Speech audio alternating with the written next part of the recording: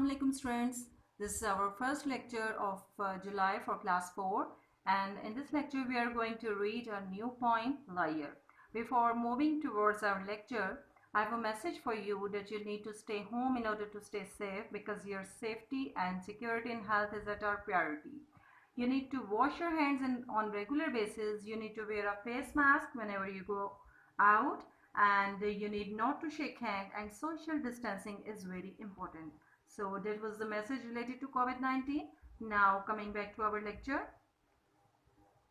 Okay students, take out your English book, page number 34. Students, leisure means free time or spare time.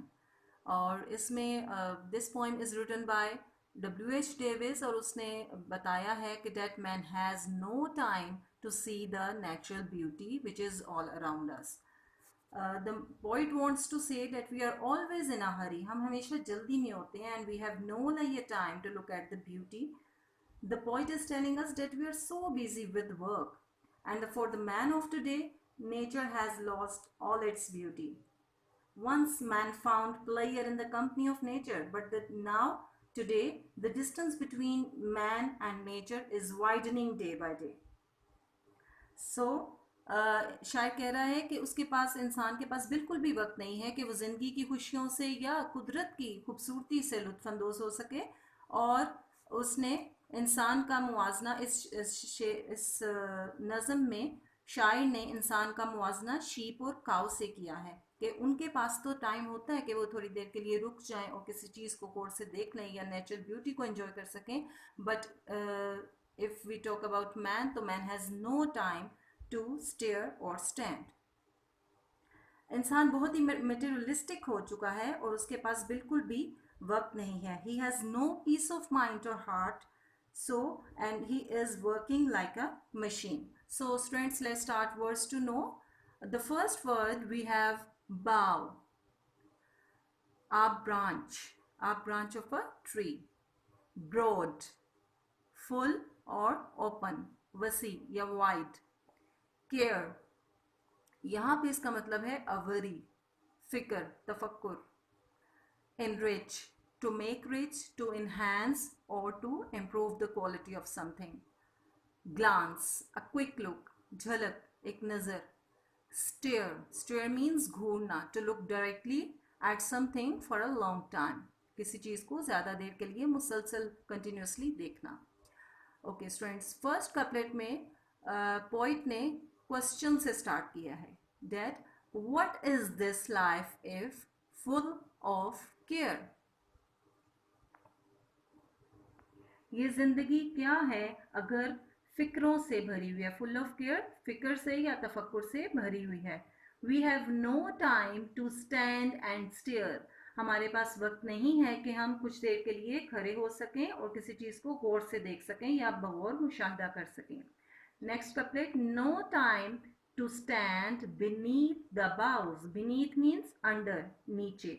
हमारे पास वक्त नहीं है कि हम किस शाखों के नीचे खड़े हो सकें. And stare as long as sheep और काउज.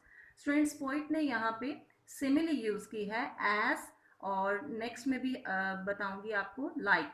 एज और like, this is called simile, जिसमें हम तशबीह देते हैं. उसने किस तरह कहा है कि किस तरह हम देख सकें, हमारे पास टाइम नहीं है. जिस तरह शीप, भेड़ें और गायें देखती हैं, उस तरह हमारे पास टाइम नहीं है कि हम उन शाखों को देख सकें. Next, no time to see when woods we pass. Woods means forest. ये हमारे पास टाइम नहीं है कि हम जब जंगल में से गुजरते हैं तो उनको देख सकें. Where squirrels hide their nuts in grass, जहाँ गुलहरी अपने अखरोट घास में छुपाती है. ठीक है. No time to see in broad daylight, हमारे पास टाइम नहीं है कि हम दिन की रोशनी में देख सकें या दिन की रोशनी को एंजॉय कर सकें. Streams full of stars like skies at night. यहाँ पे फिर उसने शायर ने सिमिली यूज़ की है लाइक. जिस तरह रात को आसमान पे सितारे चमकते हैं, इसी तरह नदियाँ जो हैं दिन में डे लाइट में चमकती हैं. जब उन पे सनलाइट पड़ती है तो वो जो पानी है वो चमकता किस तरह लगता है, जैसे स्टार्स हों at night. No time to turn at beauty's glance. Friends यहाँ पे शायर ने पर्सोनिफिकेशन यूज़ की है, ब्यूटी को एज अ पर्सोनिफिकेशन यूज़ किया है, जिसमें कोई भी क्वालिटी ऑफ अ ह्यूमन या करेक्टरिस्टिक्स ऑफ ए ह्यूमन को एक्सप्लेन किया जाता है। खूबसूरती की झलक देखने के लिए भी वक्त नहीं है। एंड वॉच हर फीट, और उसके पाँव देखने के लिए भी, हाउ दे कैन डांस, कि वो डांस किस तरह करते हैं, रक्स किस तरह से करते हैं। No time to wait till her mouth can, और उसका चेहरे का इंतज़ार करने के लिए भी वक्त नहीं है। Enrich that smile her eyes begin, कि वो किस तरह मुस्कुराहट से मालामाल होता है। एनरिच मीन्स एनहेंस होना या मालामाल होना, जो कि स्माइल हर आइज बिगिन, जो कि उसकी आंखों से शुरू होती है। लास्ट में उसने पोइट ने सोल्यूशन दिया है और बताया है, a poor life this is if, ये जिंदगी बहुत ही अबतर है या गरीबाना है, फुल ऑफ केयर, जो कि तफक्कुरात से भरी हुई है। And we have no time to stand and stare, और हमारे पास खड़े होने के लिए या गौर से देखने के लिए टाइम नहीं है। Students, I am reading again this poem. What is this life if full of care? We have no time to stand and stare, no time to stand beneath the boughs and stare as long as sheep or cows, no time to see when birds we pass, where squirrels hide their nuts in grass. No time to see in broad daylight streams full of stars like skies at night.